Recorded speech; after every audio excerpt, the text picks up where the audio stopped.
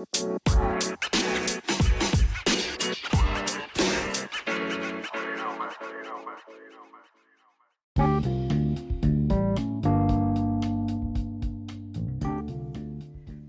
hello, hello. This is Bianca Williams, therapist, coach, wife, and mom. And today I'm going to be talking to you about more self growth tips. That's my thing, guys. I really, really love it. And the one that I'm going to focus on today is relationships. I mean, in my world, as a therapist, as a coach, as a wife, and a mom, that is something that comes up constantly. And it's just, interweaved throughout my natural day, right? Like my personal life, my professional life, relationships is the thing. And so I want to just talk to you today about relationships, but in a sense of how to make the most out of relationships. Relationships do not have to be complicated, and they don't have to be something that we're like having this tug of war with constantly. Relationships can work, different people, different styles, different things. How do we make this work? And so let's get into what Bianca's takeaways tips are for the way to make the most out of any relationship. And so the first thing that I subscribe to when it comes to relationships is that I don't put parameters on who people are. And what I mean by that is that people have different personalities, right? Like I am accepting that some people are sociable, some people are introverted, some people love to, shop, some people love to watch sports. And so I don't really need you to fit into my box, because whatever makes you you, I'm probably drawn to in some way. And I love that about you. So I want you to just be who you are. Don't put parameters on that.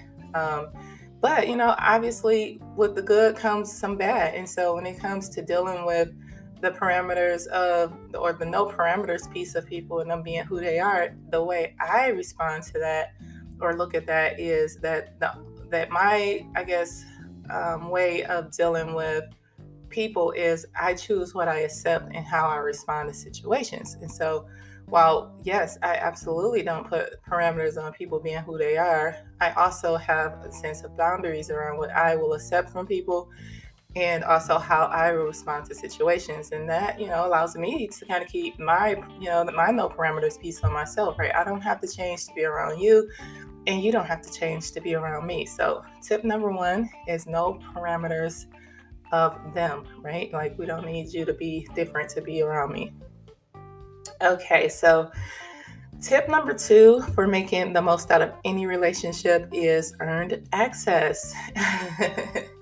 And I don't know if you're thinking like, what does that mean, Bianca? But what I mean by that is that you don't just open yourself up and allow anybody and everybody into every part of you, even the most vulnerable parts of you, since it's essential that the way people access you is based on what you allow them to access and how much of you allow them to access. This also speaks to boundaries in the sense of when I meet somebody new, I have to kind of gradually work my comfort up with them and to the friendship levels that allow us to get closer. And this helps you not to feel as betrayed. I mean, I have been in spaces to where I felt betrayal, right? That was my learning lesson. How maybe, I've been let down by people, and now I expect to some degree that people are capable of different things. And so, and I'm generally an optimistic person. So this is just something I learned about myself when it comes to people and how maybe I've allowed myself to get hurt more times than I should have in the past, is being a little more optimistic than reasonable. And basically what I'm meaning by that is that when I meet people, I'm kind of that you are, I don't know, like innocent until proven guilty. So innocent until proven guilty for me allows you to have a lot of access to me, allows you to just, me to just open up to you, me to just be a friend to you. And then by the time I realize that maybe you're not the same way with me, it's too late, because you've had a chance to get information, intel about me, and find ways to manipulate that or use that against me, or even just, figure out my weak spots. And so now I just kind of operate with this sense of everybody has the potential to be all of the things, like great, hurtful, all of these different things. So not to say that I just necessarily shifted. I want to be still optimistic, and I am still optimistic, but I am more so letting people earn how much of me they access, so that I'm not just this blank slate of vulnerability waiting for the wrong person to take advantage of that, right? So earned access would be the second most way that you can make the most out of relationships.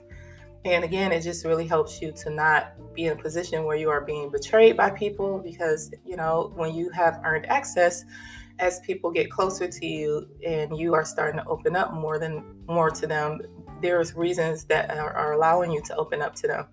But also, it's giving you time to get a feel for who they are and recognize red flags and make choices on how much you're going to open up to them, or if you're going to open up to them. I have certain people, they talk about things in ways that it helps me maybe see some of the things that I don't want to be a part of. And so maybe, for example, if somebody is gossiping a lot about other people that are in their circle, then I would be a fool to not think that that could happen to me. And so if they are doing this with me, then I know that there's a possibility that they would do this to me, right? And so I don't want to sit there and participate in something that feels like it's not a cool thing, right? It doesn't feel like a good thing to just sit there and talk about people and gossip about people. But also, I need to be aware that at any point, I might be the one who's the topic at hand from them. And so, if I'm going to let them in, I need to be aware that, hey, they gossip about people, especially people that are close to them, and you're getting closer. So, earned access is a big one. And then one more tip about how to make the most out of any relationship is to allow people to be a natural asset. It's a lot of times when I see where relationships become complicated is because people have various definitions of what it means to have certain relationships. Sometimes people have definitions around loyalty or definitions around trust. And essentially, what ends up happening is when someone is not able to show up for you in a way that you feel like they should be able to, it feels like some type of violation or in some way a letdown. Again, I look at people as a full range of good and bad. So I don't really expect you to be bad necessarily, but I do understand if I'm going to accept that there's a lot of good to people, then I want to accept that there's going to be some bad. And therefore, I don't need you to be every role in my life. I don't need you to be in every category in my life, because there's something that naturally brings me to you, that I naturally get from you, that naturally attracts me to you. And so that may be that natural asset that benefits, me and probably you to me, right? Like, so there's something that obviously attracts you to me as well. And I don't have to feel like, in order for you to be loyal to me, you have to check all of these boxes. Or in order for me to say that I trust you, you have to meet all of this criteria. Because to be honest, that's not fair to other people to be under this big umbrella of expectations to fit into your world or to be aligned with who you are. And also, they may not fit into their natural strengths. And so I have friends who I will call if I need relationship advice, or I don't really, to be honest, I don't really talk to a lot of people about relationship advice, but just to say, right, like there's some people I would call for business advice. I definitely will call certain people for business advice. And but then I have certain people that I would just kick it with. Like, I mean, I'm just wanting to not talk about work or deal with anything, and I just want to have like my friend and we just hang out. And I have friends just for that. I don't need them to give me the relationship advice or to give me the business advice. They may have something that's helpful, but it's not like I lean on them to be able to say, I got to call you for all of these different things. And anytime something goes wrong or anytime I need somebody to be there, you have to be that person, right? Like, that's what I mean when I say allow them to be a natural asset. Wherever they show up for you naturally, allow them to thrive in that place. And if other people show up in your lives in other ways naturally, allow them to thrive in that place. You don't have to try to put a whole lot of hats on one friend. All right, and so those are my 3 tips for how to get the most out of any relationship. And so just to remind you, no parameters on them. Earned access, people should earn the access they have to you, and allow them to be a natural asset. If there are more self-growth tips that you would like me to cover, just put that in the comments below. But continue to support me, listen to my podcast, go on my website, subscribe for any upcoming things. I mean, I'm going to definitely be building some things around having healthy relationships. So stay tuned.